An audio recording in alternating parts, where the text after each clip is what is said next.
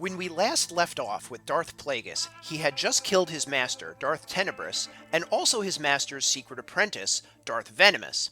If you missed part 1, you can find the link in the video description below if you'd like to watch it before we move on. But for those of you who are already up to date, Darth Plagueis now stood alone as the sole Dark Lord of the Sith. However, as Yoda said, always two there are, a master and an apprentice. And now that he was in control of the Sith Order, it was time for Darth Plagueis to select an apprentice of his own. The man he eventually chose would end up leaving a mark like none ever seen before on not only the Sith Order, but the galaxy as a whole. About 35 years before the events of Episode 1, The Phantom Menace, Darth Plagueis, who had inherited his father's business by this time, was on Naboo on business when he met a 17-year-old boy by the name of Sheev Palpatine. Palpatine was the son of one of Plagueis' business rivals on Naboo, but he had a difficult relationship with his father, and had actually been leaking inside information to Plagueis and his business associates. Plagueis and Palpatine immediately formed a bond upon meeting one another, but Palpatine's father was not happy about their friendship and ordered Plagueis to stay away from his son. Plagueis met with Palpatine again regardless of his father's wishes, and offered to be his ally in his quest for ultimate power. All he asked in return was that Palpatine would set himself free of all his connections and obligations, including his family. To that end, Palpatine murdered his entire family just days later, and Plagueis helped him cover it up and dispose of any evidence linking Palpatine to the crime. In Palpatine, Darth Plagueis saw someone who was intelligent, ambitious, ruthless, and not possessing of one shred of empathy. In other words, he was exactly what Darth Plagueis was looking for. Plagueis had found his apprentice, formally admitted him to the Sith Order, and bestowed the title of Darth Sidious upon him. Darth Plagueis saw Sidious as not just a Sith apprentice, but also as someone who could play an important role in the completion of the grand plan that every Sith for a millennium had been tasked with.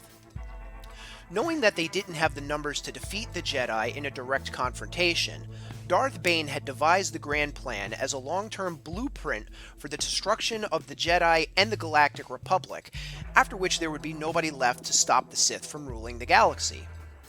Plagueis had made a great deal of progress toward those goals during his lifetime, having amassed a substantial fortune and many important political connections via his public persona as the chairman of Damask Holdings.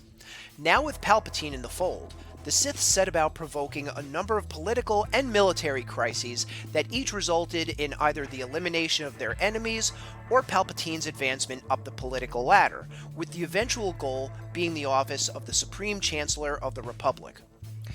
These conflicts also led to a number of other interesting developments that proved beneficial to the Sith as time went on. One conflict they instigated prompted the Trade Federation to create a massive droid army to defend their business interests, and both the Trade Federation and their army ended up becoming pawns of the Sith years later, most notably during the invasion of Naboo. Two of Jedi Master Dooku's apprentices were killed in other incidents that Plagueis and Palpatine had orchestrated, leading a disillusioned Dooku to resign from the Jedi Order and eventually pledge himself to the Sith many years later. Darth Plagueis was also instrumental in the creation of the clone army that Obi-Wan discovered on Kamino in Episode 2, Attack of the Clones.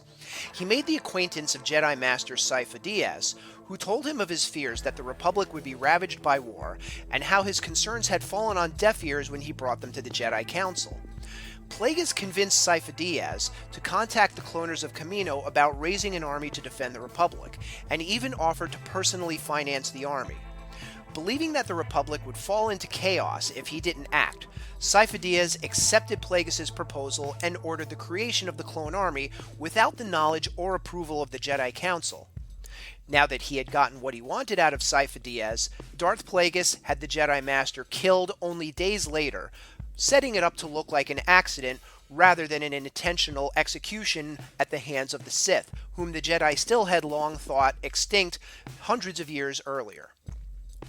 Darth Plagueis had put all the pieces in place for the eventual conquest of the galaxy by the Sith, but there was still work to be done. In the next video in this series, we'll see how Darth Plagueis' attempts to control the Force inadvertently led directly to the creation of the Chosen One, whom the Jedi prophecies said would one day destroy the Sith, Anakin Skywalker. We'll pick up the story at that point in our next video, but for now, thank you for watching, and please leave your thoughts in the comments section below, as well as anything you'd like to see covered in a future video. You can also really help out by clicking the subscribe button and checking back when future videos are posted here on the Star Wars Wavelength channel. Thanks again for watching, have a great day, and may the Force be with you, always.